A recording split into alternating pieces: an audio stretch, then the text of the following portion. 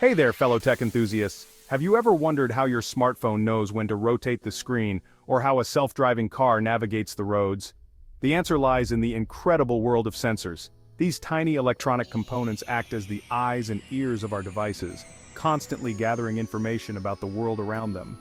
From the mundane to the mind-blowing, sensors play a crucial role in countless applications. Think about it. Weather stations rely on sensors to track temperature, humidity, and wind speed. Smart home devices use sensors to detect motion, light, and temperature, automating our living spaces for comfort and efficiency. And in the realm of robotics, sensors provide crucial data that allows robots to perceive their surroundings and interact with objects. But how do these sensors actually work? How do they communicate with the brains of our devices, the mighty microcontrollers? That's what we're here to explore.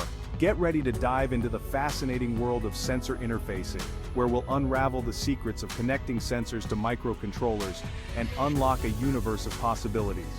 Fasten your seatbelts because things are about to get electrifying.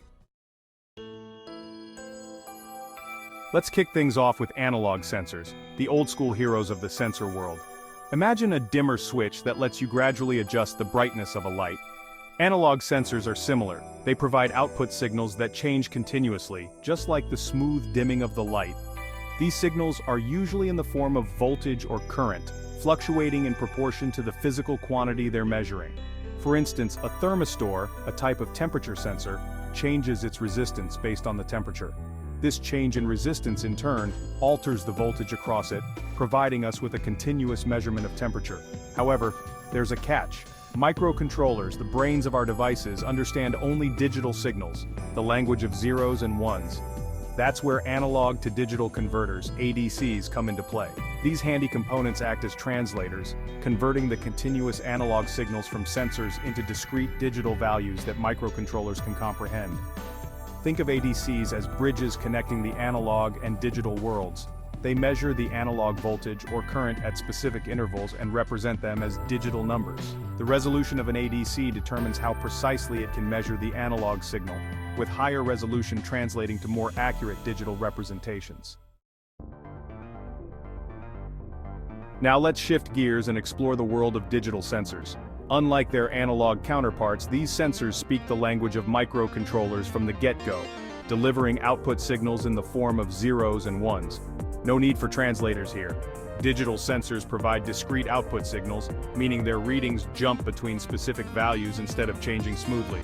Imagine a light switch that's either on or off. There's no in-between. Similarly, a digital temperature sensor might output a reading of 25 degrees Celsius or 26 degrees Celsius, but nothing in between. While this might seem less precise than the continuous output of analog sensors, digital sensors have a trick up their sleeve. They often transmit multiple data points simultaneously, allowing for higher resolution and more detailed information. Think of it as sending a message with more words. You can convey more information with greater clarity. Take the DHT11 sensor, for example. This popular sensor measures both temperature and humidity, transmitting both readings digitally. This makes it a versatile choice for various applications, from weather monitoring to greenhouse automation. So, we've met the contenders, analog sensors with their continuous signals and digital sensors with their binary language.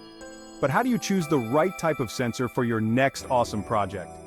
Fear not, for the answer lies in understanding the strengths and weaknesses of each. Analog sensors shine when you need high precision and a continuous stream of data. They're ideal for situations where even subtle changes in the measured quantity are crucial, such as monitoring the pressure in a sensitive system or tracking the position of a robotic arm with pinpoint accuracy. Digital sensors, on the other hand, excel in simplicity and ease of use. Their direct compatibility with microcontrollers eliminates the need for ADCs, streamlining your circuit design. They're a great choice for projects where high resolution is less critical, such as detecting motion or measuring distance. Ultimately, the best sensor for your project depends on your specific needs and constraints. Consider the required accuracy, the complexity of your circuit, and the type of data you need to collect. And remember, there's no shame in experimenting. Trying out different sensors is all part of the fun of tinkering and exploring the world of electronics. Section 5. From Analog to Digital. A crash course in data acquisition. Now that we're familiar with the different types of sensors, let's unravel the mysteries of data acquisition.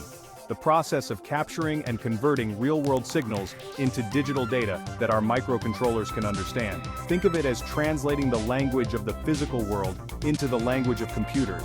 Imagine you're trying to record a sound wave. You can't capture the entire continuous wave, so you take snapshots of its amplitude at regular intervals. This process is called sampling. The frequency at which you take these snapshots is crucial. Sample too slowly, and you'll miss important details. Sample too quickly, and you'll end up with an unnecessarily large amount of data. The Nyquist-Shannon sampling theorem provides a handy guideline. To accurately reconstruct a signal, you need to sample at a rate at least twice the highest frequency component present in the signal. Think of it as capturing enough frames per second to create a smooth video. Once you've sampled your analog signal, it's time to give it a digital makeover through a process called quantization. Remember those ADCs we talked about earlier? They're the stars of this show.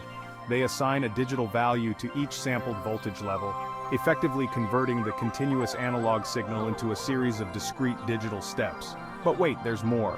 Real-world signals are often noisy, containing unwanted fluctuations that can mess with our measurements. That's where data integration comes in. This technique involves applying mathematical operations like averaging or filtering to smooth out the data and reduce the impact of noise. Think of it as polishing a rough diamond to reveal its true brilliance. Section 6. Taming the temperature. A practical sensor interfacing project. Ready to put your newfound knowledge into practice? Let's build a simple temperature monitoring system using the legendary LM35 temperature sensor and a microcontroller. Don't worry, it's easier than it sounds. The LM35 is an analog temperature sensor that outputs a voltage directly proportional to the temperature in Celsius. Connect the LM35's output pin to one of your microcontroller's analog input pins, ensuring a common ground connection. Now let's write some code. First, you'll need to configure your microcontroller's ADC to read the analog voltage from the LM35. Then, use the ADC's resolution and the LM35 sensitivity to convert the digital reading into an actual temperature value. For instance, if your ADC has a 10-bit resolution, 1024 levels, and the LM35 outputs 10 millivolts per degree Celsius, each ADC step represents approximately 0.098 degrees Celsius. Once you have the temperature reading, you can display it on an LCD screen, send it to a computer for logging, or even use it to control a fan or heater, creating a simple climate control system. This project is just the tip of the iceberg. With countless sensors and microcontrollers available, the possibilities for creating innovative and practical devices are limitless. So go forth, experiment, and let your imagination run wild. Section 7. Unleashing the power of sensors, your journey begins now. Congratulations, intrepid explorers. You've journeyed through the fascinating world of sensor interfacing, from understanding the differences between analog and digital sensors to mastering the art of data acquisition. You've even built your own temperature monitoring system. How cool is that? But this is just the beginning. The knowledge you've gained opens up a universe of possibilities. Armed with the power of sensors and microcontrollers, you can create devices that interact with the world in ways you never thought possible. Imagine building a robot that navigates a maze using ultrasonic distance sensors, a weather station that tweets real-time weather updates, or even a smart home system that adjusts the lighting and temperature based on your preferences. The only limit is your imagination. Section 8. Keep experimenting. As we wrap up our adventure into the realm of sensor interfacing, remember that the most important ingredient in any project is curiosity. Don't be afraid to experiment, make mistakes, and learn from your experiences. The more you tinker, the more you'll discover the incredible potential of sensors and microcontrollers. So go forth, embrace the challenge, and let your creativity soar. And who knows, maybe one day, you'll be the one sharing your own sensor-powered inventions with the world. Thanks for joining me on this electrifying journey. Keep those minds curious and those hands building.